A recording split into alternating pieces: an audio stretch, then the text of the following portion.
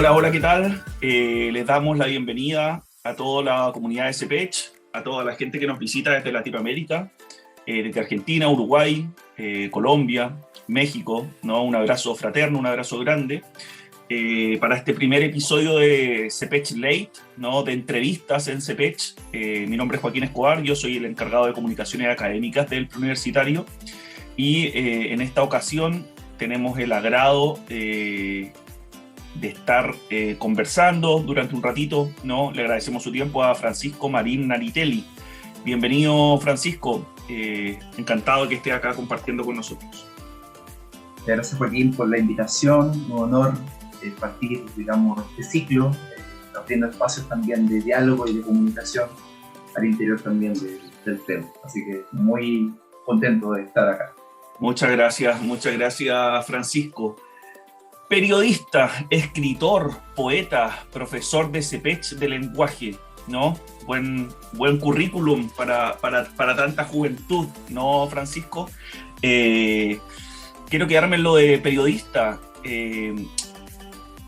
¿Por qué decidiste estudiar periodismo? ¿Dónde nace esta inquietud? ¿Cómo fue ese proceso previo y posterior? Llegué al periodismo de una manera bastante involuntaria, ya que siempre mi ideal, mi deseo fue estudiar, digamos, Derecho. Estudié Derecho en Valparaíso un año, y como muchos estudiantes a veces les ocurre que tienen una opción, un deseo, unas ganas, pero al final se dan cuenta que esa carrera no es la que les gusta o no es la que puede desempeñarse de mejor forma. Y ahí se abrió las posibilidades de poder estudiar periodismo gracias a una tía que me sugirió, bueno, te gusta escribir, te gusta hablar, te gusta crear, te gustan las comunicaciones, bueno, podría estudiar periodismo, y ahí entré a periodismo, en realidad, bajo ese consejo familiar de una tía. Mira, o sea, la familia como un espacio y como un lugar muy importante en las decisiones también, ¿no? Sí, de todas maneras, y no me arrepiento, y al final después el periodismo venía con ese switch del derecho, venía con ese switch de poder tener un buen desempeño, de poder estudiar harto, de poder, incluso yo pensaba periodismo a ser la herramienta o el medio a través del cual podía después hacer clases y carrera académica, e incluso a nivel literario también, tener ciertas herramientas de la crónica periodística para poder escribir. Exacto. O sea, tu labor como periodista te ayudó mucho en la construcción de tu oficio de escritor, ¿no? Esta idea de, bueno, igual el periodismo juega más con lo que se conoce, ¿no? La rigurosidad periodística, y en el ejercicio de la poesía o de la narrativa está el ejercicio de la ficción, ¿no? ¿Cómo se hace para escribir periodismo y ficción, ¿no? Yo escribo ficción, pero no periodismo. Me imagino que hay alguna técnica para diferenciar uno de otro, ¿no? Uno supone que todo tiene ficción. Al final, siempre que relatamos algo que nos pasó, alguna anécdota que escuchamos, etcétera, tiene ficción. Pero dentro del periodismo hay que apelar a hechos, hay que apelar a una rigurosidad, me imagino, no así en el caso de la literatura, que es algo más amplio, el de la escritura. Sí, fíjate, de hecho, Joaquín, que a mí me generó una cierta deformación profesional el hecho de estudiar periodismo, cosas buenas y cosas malas. Entre lo malo fue que tenía esa rigurosidad o esa obsesión por los detalles, por las fechas, por los nombres, por tratar de que, aunque fuera una obra, aunque fuera un cuento, aunque fuera una novela, tenía que ser preciso. Por ejemplo, si una situación ocurría en tal parte y pasaba que el personaje transcurría por tal calle, yo tenía que ir a esa calle antes para poder cerciorarme que esa calle realmente existía o que ese almacén estaba en esa calle. Entonces, esa deformación periodística, esa atadura con el realismo, sigue muy presente en mi escritura. Entonces, y a veces creo que puede incluso ser un poco negativo en cierta forma, porque a veces la demasiada, digamos, georreferenciación, digamos, de los hechos, a veces puede conspirar con una narrativa un poco más dinámica. Mira qué interesante lo que me dices. Primera vez que se lo había escuchado un escritor que va hacia el lugar, hacia la calle, ¿no? A comprobar efectivamente que que donde va a narrar existe, o también me imagino que es para darle atmósfera al lugar, ¿no? Al texto. Después, Francisco siempre se tiende a creer que los periodistas no trabajan en la tele. Pero hay millones de medios, hay millones de espacios donde desarrollarse, hay empresas, hay universidades. ¿Cómo ha sido tu tránsito laboral como periodista? Si nos puedes dar un poco un esquema de ese campo para los chicos que están interesados en estudiar periodismo y que están viendo posibilidades futuras también, ¿no? Viendo el tema laboral. Yo creo que es muy importante saber, por un lado, la realidad del mercado laboral, porque es un secreto a voces que en muchos periodistas el mercado está colapsado, pero al mismo tiempo, cuando uno quiere hacer las cosas por vocación, por deseo, porque le gusta, porque siente que tiene la herramienta, siente que quiere comunicar algo, yo creo que el consejo siempre es darle para adelante y poder rebuscarse, poder ser ingenioso, poder ser creativo. Creo que ser creativo es muy fundamental porque, claro, uno piensa el periodismo como ese todo el periodista televisivo que está detrás de un micrófono y le habla a la cámara. Sin embargo, hay tantas posibilidades desde la comunicación interna, la empresa, también los propios, yo he conocido personas que hacen también sus propias consultoras, generan también espacios nuevos de trabajo. Y siento que eso es algo muy valioso. En mi caso personal, mi tránsito partió por querer, gustándome mucho el periodismo, llamando mucho el periodismo en el camino, digamos, dentro de esos años de formación. Mi camino siempre fue más bien desde el ámbito docente. Yo, de hecho, terminé de estudiar periodismo en el año 2010 y mi primer trabajo oficial, digamos, o más permanente fue CP. Yo entré el año 2012, llevo casi 10 años en la empresa. Por ende, siempre mi profesión estuvo muy ligada con no desempeñarme en periodismo, más allá de la práctica, más allá de algunos trabajos puntuales, pero yo quería dedicarme a la docencia universitaria, a la docencia del PREU también, que me gustaba mucho también ese ámbito.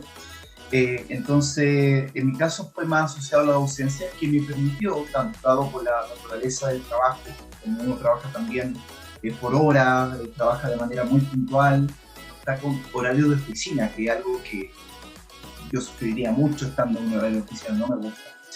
Entonces está dinamismo de poder, por ejemplo, tener tiempo para escribir, poder tiempo de hacer entrevistas, de poder hacer reseñas, y ahí yo me siento periodista siempre, no, más allá de que trabaje como periodista puntual. Sí, o sea, periodista 24/7, ¿no? Tiempo completo, en todos los momentos, en todos los espacios, en todos los roles que uno ocupa, ¿no? En el día a día. Francisco ya hace clases en la Universidad Andrés Bello también, ¿no? Tuvimos la posibilidad de estar ahí conversando hace un par de meses. ¿Cómo es la experiencia de hacer clases en la universidad, ¿no? ¿Cómo es ese proceso? ¿Tú le haces clases a estudiantes de periodismo, haces los bachilleratos de humanidades? ¿Cómo es ese proceso? El campus creativo de la UNAP hace que el periodismo como carrera esté, digamos, en diálogo con artes visuales, con diseño de vestuario, con publicidad, o incluso diseño de juegos. Entonces, es una carrera que se piensa muy transmedial, transdisciplinaria. De hecho, no está con ciencias sociales, está con el ámbito más bien creativo del hacer. Entonces, eso por ese lado es desafiante. A mí me tocó hacer clases en los primeros años, estoy en el año 2016 en la Universidad Andrés Bello, en cursos que tenían que ver, digamos, con el taller creativo, que era un poquito entre literatura, periodismo, una primera aproximación motivante al mundo del periodismo. Y ahora en este momento, en el último año, me he dedicado más a ramos más disciplinarios, que tienen que ver con periodismo de opinión, periodismo más bien literario. Ahora estoy haciendo un curso de pensamiento político contemporáneo, que tiene que ver también con formación de magíster. Entonces, he transitado por varios aspectos del periodismo asociado más a lo transdisciplinario. Incluso ahora estoy haciendo un curso como profesor advanced de educación para adultos, que tiene que ver también con cultura contemporánea, en una modalidad online. Entonces, interesante porque la educación se va moviendo a veces a pasos gigantados hacia nuevas modalidades también y nuevas formas de enseñanza, que es muy, muy interesante. Sí, interesante cómo llega la pandemia, ¿no? Llega y el mundo deja de parecernos reconocible y aparecen dentro de los muchos cambios que hay, estas clases online, ¿no? Estas clases por Zoom. Bueno, no, esta entrevista la estamos haciendo, ¿no? También por internet, ¿no? ¿Cómo fue el rol del profesor durante este proceso? Porque no se suspende el aula, uno se sale del aula y entra a un aula virtual, ¿no? Me imagino que hay un choque también potente de la forma de enseñar. Sí, a ver, esto nos pilló todo de improviso y fue una modalidad totalmente diferente. Pensé, obviamente, que uno a veces aprende de sopetón, ¿no? A veces cuando uno se prepara, hace cursos, hace talleres previos, no es lo mismo que decir que ya tiene una pantalla, tiene un sistema que se llama Zoom en este caso. Estas son las aplicaciones y obviamente el gran desafío era poder exponer a una pantalla donde no siempre se produce un feedback directo con el estudiante, como si pasa en lo presencial, que al menos te ves a los ojos y te puedes desplazar en el espacio. En lo online, el desafío está en la motivación, en la concentración. Entonces, ¿cómo lograr una clase donde se plantee el contenido, se entregue el contenido, pero sin que sea sin repetir, digamos, la estructura tradicional, porque no se puede, y donde el dinamismo, donde el apoyo visual, incluso como si esto fuera un programa periodístico, yo lo pensaba casi como si fuera un podcast, un programa televisivo incluso, porque tienes que generar dinamismo, tienes que generar algo que estimule digamos, a través de la voz, a través también de la imagen, del video, lograr algo más dinámico, porque claro, poner a los chicos a estudiar, sobre todo comprensión lectora, ya hagan la guía de la página tanto a la página tanto, y después vamos a las respuestas, no se puede únicamente en un contexto online. Claro, fue desafiante, ¿no? Encontrar distintas estrategias. Francisco, atrás tuyo hay una foto de Cortázar, ¿no? Julio Cortázar, escritor argentino, autor de Rayuela, de un cuento precioso que se llama Casa Tomada, de un gran libro que se llama Todos los fuegos del fuego, ¿no? Un tal Lucas. Tanto nos entregó Cortázar. Por supuesto que al tener una foto ahí, imaginamos que uno de tus escritores favoritos, Cortázar, ¿no? ¿Qué otros escritores marcaron tu vida como lector y como escritor? Uy, larga pregunta. Yo creo que los autores van marcando diferentes momentos en la vida. No podría asegurar, este autor me marcó y soy escritor por tal autor. Son lecturas muy específicas. En la infancia, bueno, yo conocía la literatura de Cortázar a los 14 años. Una historia bien bonita respecto a eso. Pero en la infancia uno se va a Salgari, se va a Julio Verne, se va a estas novelas de aventura, ciencia ficción. Me gustaba mucho la ciencia ficción, digamos, estos mundos distópicos, probables o improbables, incluso literatura de terror, Horacio Quiroga, Allan Poe, Lovecraft, eran muy importantes. Para mí la literatura de terror siempre fue muy importante en mi vida, pese a que después me fue decantando hacia el realismo, digamos, a un realismo un poco, yo creo, un poco distinto, con ciertos pisos, digamos, de realismo mágico a veces, por momentos. Entonces, hay muchos autores que han marcado huella. Me gusta mucho leer cosas distintas. No solamente literatura en texto de rigor o novela o cuento en sí mismo. De hecho, he encontrado literatura contemporánea que me ha gustado mucho. Mónica Drucchi, por ejemplo, me encantó su libro, Retrovisor, por su estructura. Eugenia Prado Bassi, un poquito más, digamos, que tiene un poquito más de años atrás, digamos, desde que la leí. La escritura chilena, sí. Claro, esa escritura más como rizomática, que tiene una escritura más descentrada, que me parece muy maravilloso. Entonces, para mí, leer a ciertos escritores o escritoras, Pigle también, me ha permitido generar como una búsqueda de nuevas formas. Quizás los temas, yo creo que tú y yo y muchos escritores tenemos nuestros temas que nos gustan, que persistimos en ellos y no nos mueven de ahí. Pero siento que a veces en la forma uno también puede explorar diferentes formas de narrar de manera más descentrada, de manera más lineal, de manera más... por ejemplo, mi penúltimo libro, El Perfecto Transitivo, tiene esa idea del collage, o del esa migración también. Creo que eso, a mí la literatura me entrega más que el placer de leer en sí, es la búsqueda de nuevas formas de expresión. Mira, buen punto. Interesante lo que nos dices, interesante la separación. Francisco, nos contaste desde el año 2012 en CEPECH, ¿no? Haciendo clases como profesor, ¿no? Se viene la PAES, ¿no? Es una prueba nueva, se acabó la prueba de transición, se acabó en el invierno, no se acabó la PSU ya hace un tiempo. ¿Cómo ves esta PAES de lenguaje? ¿Cómo la proyectas tú como docente? Está el desafío, porque por un lado una prueba que es nueva, digamos, me acuerdo yo cuando a mi generación nos tocó la primera PSU, y fue complicado enfrentarse a lo nuevo, pero me da la impresión que esta prueba en particular, la PAES, tiene mucho de continuidad con las anteriores, tiene mucho de la PSU, tiene mucho de la prueba de transición, digamos, que tuvo la PTU, digamos. Es una prueba, claro, que más allá del nombre que le pongan a la prueba, mantiene esa estructura de comprensión lectora, esa prueba que hay que discriminar entre 4 opciones, en este caso 4 opciones y la opción correcta.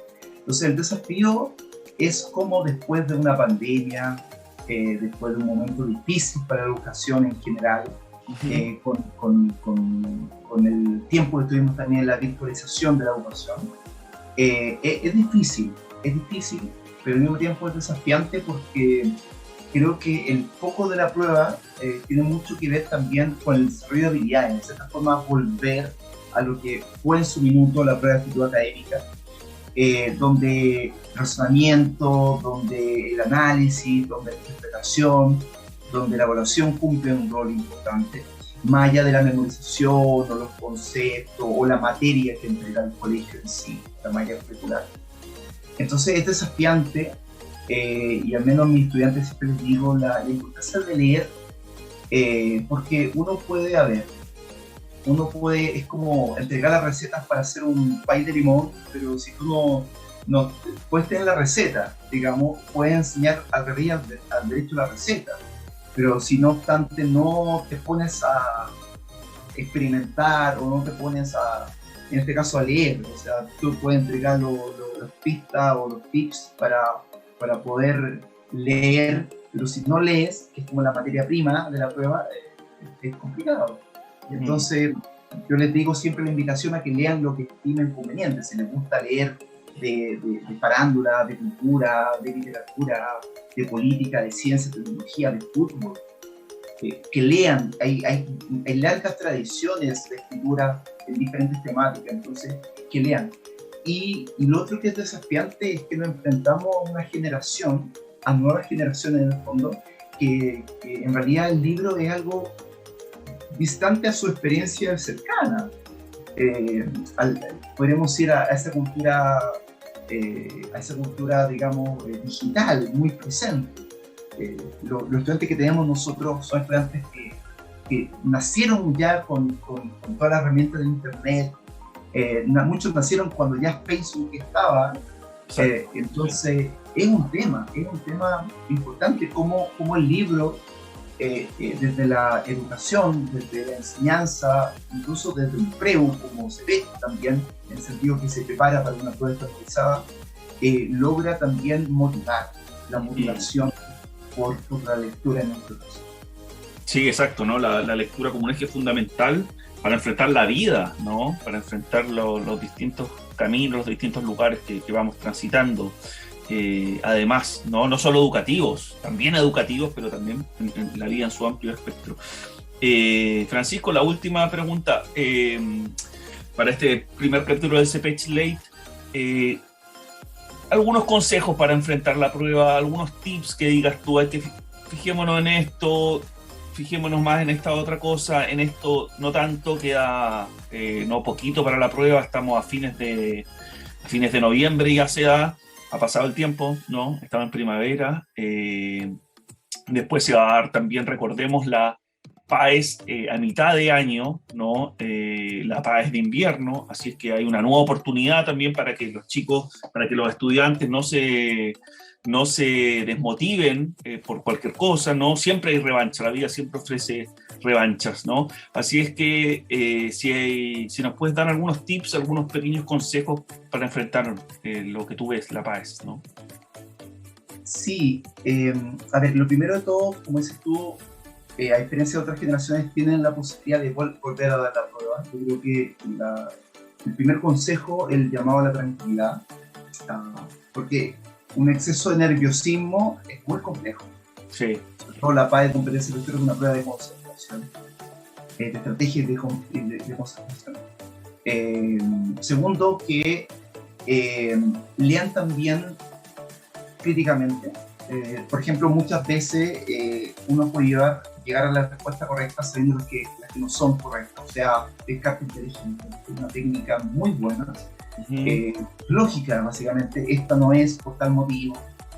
Fijarse no solamente en la lectura del texto, también en lo que rodea el texto, desde la fuente, desde el título, desde la estructura, digamos, del texto. Y también poder, y es un consejo que creo que es muy importante, que a medida que vayan dando la prueba, vayan poniendo las respuestas que ellos creen que son las correctas y están seguros de eso en la hoja de respuesta. Porque a veces pasa que dejan esto al final y te dice el examinador que quedan 15 minutos y en el nerviosismo de traspasar la respuesta a la hoja, se equivocan al piquear. Claro. Y eso también ocurre. Entonces, que estén tranquilos, que lean bien, que lean de manera crítica y obviamente, porque son 65 preguntas en 1 hora y media, entonces eso puede ser mucho o puede ser poco, depende. Pero a esta altura del partido, el peor consejero es el exceso de presión. Súper, Francisco. Bueno, eso, muchas gracias. Queríamos conocer tu vida, queríamos conocer tu historia legal, periodismo, ¿no? Esta temprana incursión en el derecho que finalmente sirvió como experiencia, pero que una carrera que no terminaste, pero llegaste al periodismo, te llevó a la escritura, a la poesía, a ser profesor en la Andrés Bello, a ser el profe, bueno, acá en CPH, ¿no? Así es que eso, encantados de haber hecho este primer CPH Late contigo. Te agradecemos mucho tu trabajo, tu disposición, tu buena onda, ¿no? y tus conocimientos que nos pudiste compartir acá con toda la comunidad educativa. Muchas gracias, Joaquín, por la entrevista de nuevo y obviamente muchas gracias al espacio también que se inaugura. Creo que es muy importante la opinión de tantos docentes que tienen tanto que decir y tanto que contar también. Así que un abrazo también a la comunidad CPH. Muchas gracias, estamos hablando. Que esté muy bien.